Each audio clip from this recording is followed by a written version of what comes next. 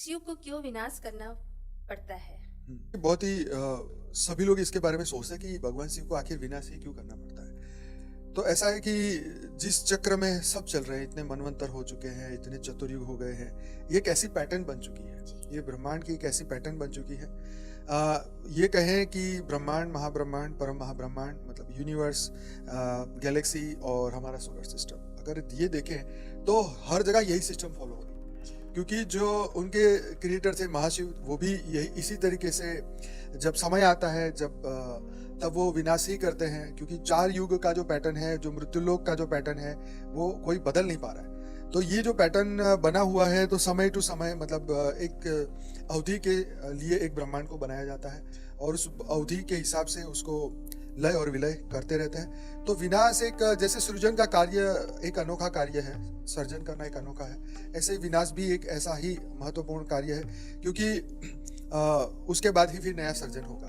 तो जब सृष्टि चल नहीं पाती, तत्वों में इम्बैलेंस हो जाता है, मानव सृष्टि और नहीं चल पाती, तब वो ये डिसीजन लेते हैं।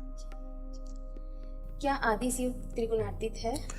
बिल्कुल, देखिए शिव जब निराकार रूप में होते हैं, जब ब्रह्म स्वरूप में होते हैं, तो सभी त्रिगुणातीत ही होते हैं। प्रॉब्लम तब होती है जब वो निराकारी से आकारी और आकारी से साकारी रूप में आते हैं, तो हम उनके कई भाव वाले रूप को देखते हैं। जैसे शिव जी ने मतलब शंकर जी उनके आकारी रूप थे और साकारी रूप भी है।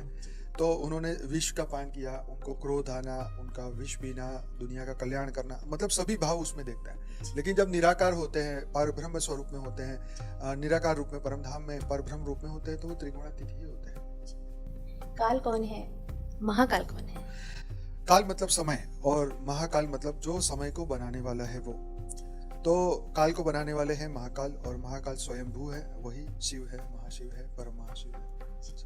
हमारा ऑरा कैसे बनता है? जैसे निराकार रूप में होते हैं तो ऑरा नहीं होता, परंतु जब आकारी दुनिया में आते हैं, जहाँ विचार, संकल्प और कहें कि क्रिएशन स्टार्ट होता है, तब जहाँ विचारों का दुनिया बनने लगती है, विचारों से हमारी निराकारी से आकारी रूप आता है, और जब आकारी से जब साकारी रूप आता है, तब हमारा ओरा बनता है। और उसमें हमारा पहले परम प्रकाश का शरीर था, उसके बाद धीरे धीरे वो प्रकाश कम होता गया, फिर हम आकारी रूप में आते गए और आज मनुष्य रूप में एक साकारी 5 तत्व के रूप में आ चुके हैं।